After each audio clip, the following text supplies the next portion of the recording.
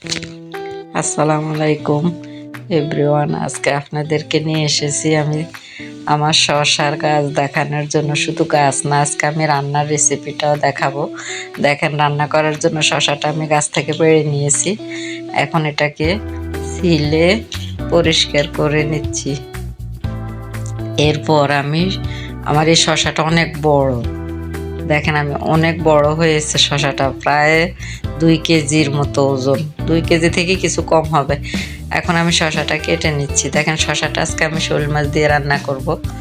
শসাটার মুখে অনেক সময় শসা একটু তিতা লাগে, এই জন্য মুখটা এইভাবে ঘষে নিয়ে আবার আরেকটা টুকরো ফেলে দিবেন, তাহলে শসা তিতা থাকে না। বুকগুলি ফেলে দিয়ে যে কেটে নিচ্ছি আমি শসাটা রান্নার জন্য।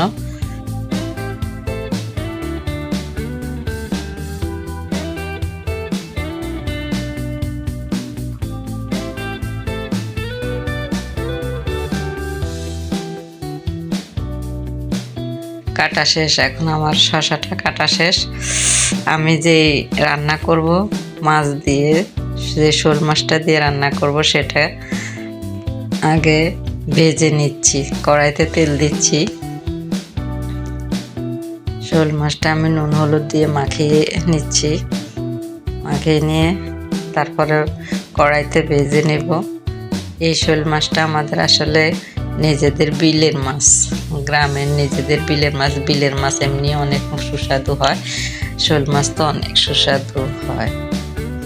যারা খেয়েছেন তারা বুঝতে পারবেন। এখন আমি মাছটাকে ভেজে নিচ্ছি। ভেজে নেওয়ার পরে মাছটা একটু কড়া করে ভাজবো। আমরা একটু কড়া করে মাছ ভেজে খাই।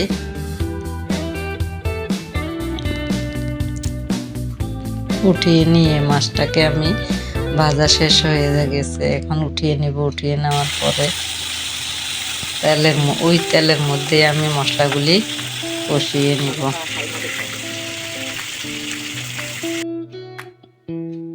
উঠিয়ে রেখে দিচ্ছি।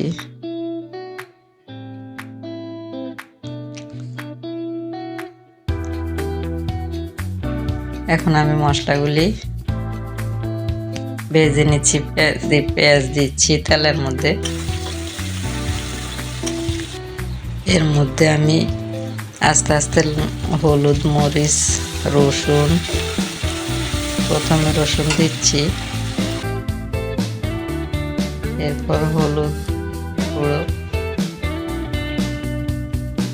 গুঁড়ো, মরিচ গুঁড়ো, জিরা গুঁড়ো দিচ্ছি। জিরা গুঁড়ো দিয়ে একটু কষিয়ে নেব ভালো করে। মশলাটা আসলে কষালে তরকারিটা অনেক সুস্বাদু হয়। এর মধ্যে আমি অ্যাড করছি নারিকেল বাটা। আমরা আমাদের দেশে আসলে শসা তরকারিটা নারিকেল বাটা দিয়েই খাই, ওটা অনেক সুস্বাদু হয়, এই জন্য আমি নারিকেল বাটা দিলাম। এখন একটু দিচ্ছি লবণ। এরপর মশলার সঙ্গে নারিকেল আমি একটু কষিয়ে নেব, তারপর শসাটা দিব। এখন আমি শসাটা দিচ্ছি।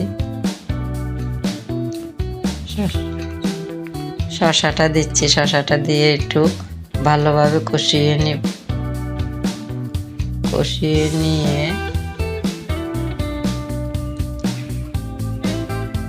ঢাকনা দিয়ে রাখছি। ভালোভাবে কষানো হয়ে গেলে, আমার শসাটা কষানো হয়ে গেছে, এখন আমি একটু নেড়ে একটু জল দিব এবং মাছগুলো দিয়ে দিচ্ছি। কারণ শোল মাছ তো এমনি কড়াভাবে ভেজে নিয়েছি, সেই জন্য শসার সঙ্গে একটু হালকা কষিয়ে জল দিয়ে এটাকে সিদ্ধ করে নিব।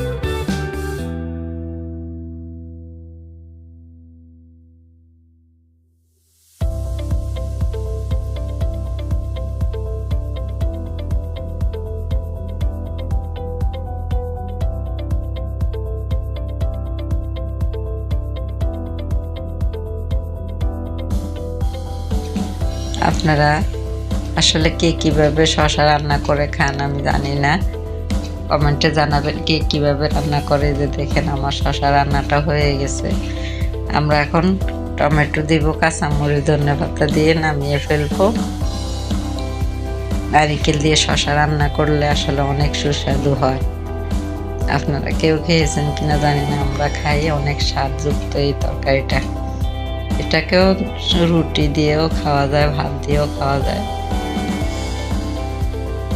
দেখেন অনেক সুস্বাদু লাগছে। আজকে এখানে শেষ করলাম। ধন্যবাদ সবাইকে। খোদা হাফেজ।